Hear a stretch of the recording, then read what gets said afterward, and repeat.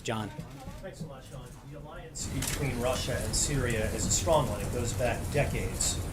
President Putin has supplied personnel, he supplied military equipment to the Assad government. What makes you think that at this point he's going to pull back in his support for President Assad and for the Syrian government right now? I think a couple things. You look, we didn't use chemical weapons in World War II. You had someone as despicable as Hitler, who didn't even sink to using chemical weapons. So you have to, if you're Russia, ask yourself: is this a country that you and a regime that you want to align yourself with? You have previously signed on to international agreements, rightfully acknowledging that the use of chemical weapons should be out of bounds by every country. To not stand up to not only Assad but your own word should be troubling. Russia put their name on the line. So it's not a question of how long that alliance has lasted, but at what point do they recognize that they are now getting on the wrong side of history in a really bad way really quickly? And again, look at the countries that are standing with them: Iran, Syria, North Korea. This is not a team you want to be on. And I think that Russia has to recognize that while they may have had an alliance for them, that the lines that have been crossed are ones that no country should ever want to see another country cross. I just want to give you the opportunity to clarify something you said that seems to be gaining some traction right now. Quote, Hitler didn't even sink to the level of using chemical weapons. What did you mean by that? I think when you come to sarin gas, he was not using the gas on his own people the same way that Assad is doing. I mean, there was clearly, I understand your point. Thank you. Thank you. I appreciate that. There was not he brought him into to the Holocaust Center. I understand that. But I'm saying in the way that Assad used them, where he went into towns, dropped them down to innocent into the middle of towns. It was brought to it. So the use of it, and I appreciate the clarification there. That was not the intent. Okay. Did the president speak with Secretary Tillerson before he went on this trip to Russia? And is this stern message that the secretary delivered today a direct message from the president to Vladimir Putin? I'm sure, yeah, I mean, they spoke. He was in Florida with him before he left, and they met Tillerson and the president after his meeting with President Xi concluded, and they've talked, I think, since then as well. So this message, these pretty stark, harsh words from the Secretary Tillerson this morning about Russia, can that be interpreted I don't know. as a message from the president? Look, I'm not going to. I don't know the nature of their final conversations, and I know there's been some evolution of the intelligence that we have and the actions that have been taken since Friday. So I don't know where the conversations have laid off, but I think Secretary Tillerson clearly speaks on behalf of the United States in the president's position. John. You said at the top that you hope that Secretary Tillerson will be able to clearly convey to the Russians the sentiments of the U.S. government. Is that enhanced by a meeting directly with the Secretary and President Putin? And if there is no meeting like that, would the President of the United States consider his Secretary of State snubbed by the Russian President? Well, obviously, he's going to meet with Foreign Minister Lavrov. That's his counterpart. I think that's the job of a Foreign Minister and a Secretary of State, to meet with each other. They're the counterparts. And I think that if he didn't meet with President Putin, that he can convey his sentiments and thoughts of the United States to the Foreign Minister.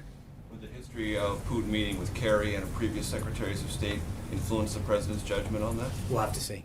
I'm not going to, I mean, we're not there yet. So I think to prejudge the outcome of the visit. For the President, in other words, for Tillerson to see Putin on this visit, even though there are very no, but I would specific say things that, you want to convey to the no, Russian but I would government. say that there's a bit of irony that for all of these talks that have been perpetuated about back channels and direct links, that now it's, well, they won't meet with you, and does that undermine the relationship that I've heard time and time again? No, I understand that, but I think it's interesting that we went from all of these direct links to Russia to now, are we disappointed that we can't even get a meeting with them? There's a bit of irony in your question. I don't even understand your point. I'm I'm asking you, at a time after the United States has called out Russia for a Right. disinformation campaign in Syria, for collusion with a government it regards as carrying out a war crime, meeting with the Russian president, is it or is it not a priority for this president to have his Secretary of State convey that directly to the He head is of the Russian conveying that government? message, and that's what he's The head of doing. the Russian government. But That's all I'm if asking. the head of the Russian government won't meet with him, then he's going to convey it to his counterpart. And I'm asking you if that... And I just said we're not there yet, but I think right do now, not consider that a snub. No, I think the answer is that he's meeting with his counterpart. That's the appropriate person for him to convey that with, and we'll have to wait and see how the meeting goes. Yeah. So I just want to clarify, is the U.S. position as far as cooperation with Russia that Russia must admit or agree that Syria was behind the chemical attack, and then also that Russia must disown Assad? Like, can cooperation happen if Russia maintains its position that Syria was not behind that chemical attack? It's not just behind it. I think that Russia has joined an international agreement regarding the not just the use, the possession of. It was Susan Rice who went out and said that Syria no longer had access to chemical weapons. We know that's not true. I think that the United States, Russia, and others signed an international agreement that Syria was part of that said that they would not only use but possess chemical weapons. The first thing that we need to do is make sure that we enforce the existing agreement that Russia is a partner to. That's first and foremost.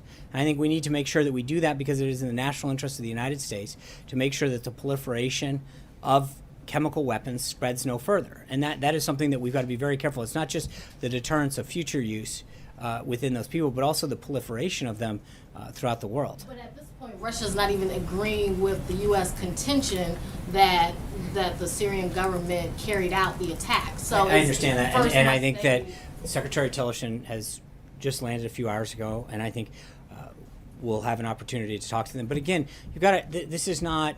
I don't. You know, as I just mentioned to Steve a second ago, I mean, you realize that Russia isn't an island on this. They are not. This is not some big split as to how this actually happened.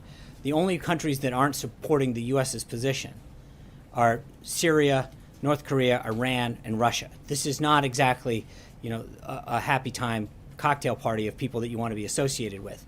They are failed states with the exception of Russia. So these individual states, this is when Russia is saying that they don't agree with us, they are not siding with other nations of stature. They are agreeing with failed states, and a small number of those as it stands.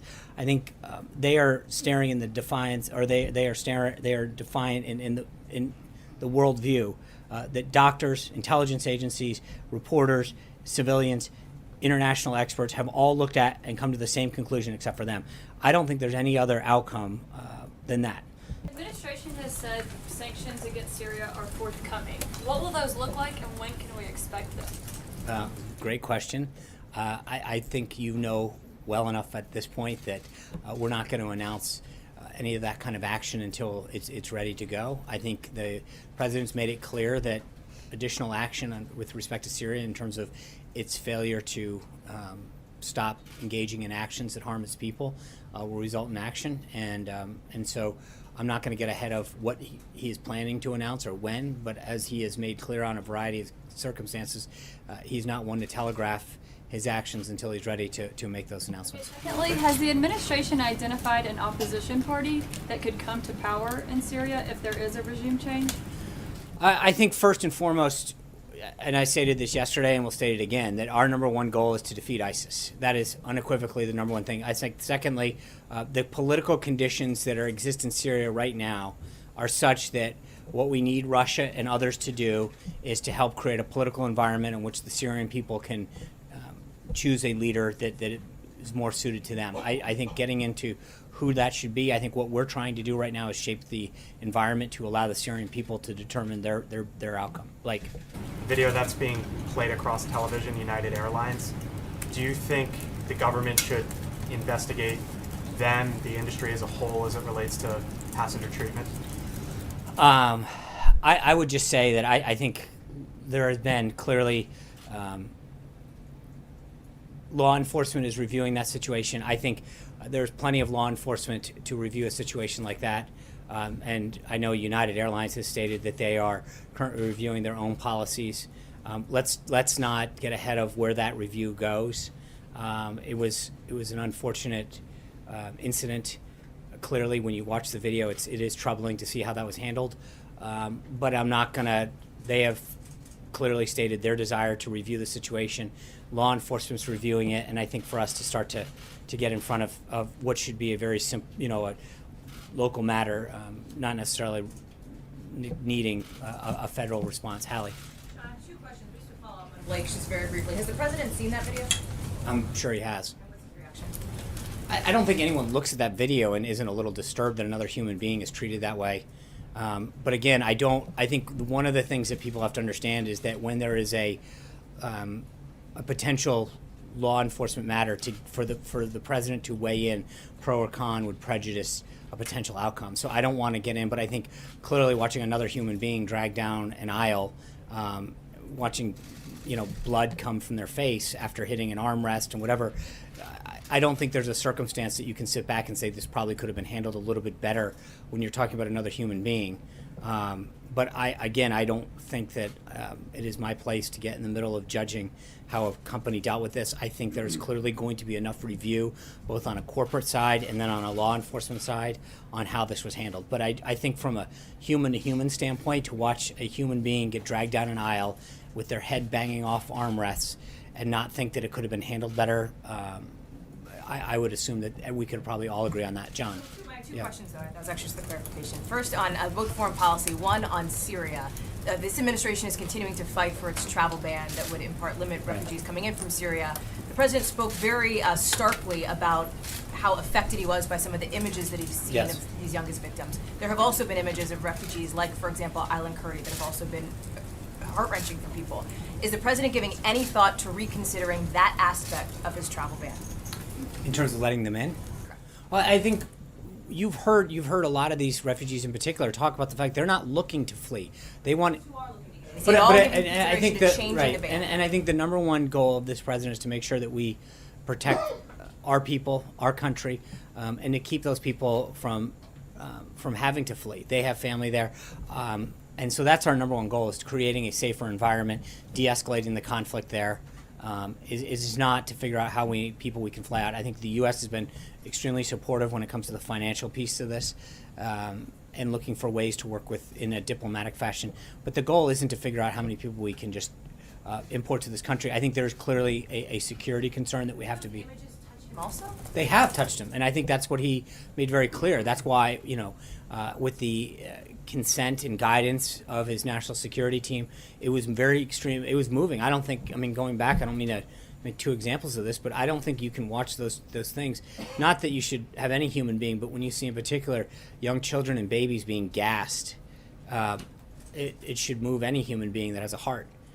So I think, but that partially dealt with why he acted so decisively, is to see an individual in Assad, in that regime, act in a way that reacted to,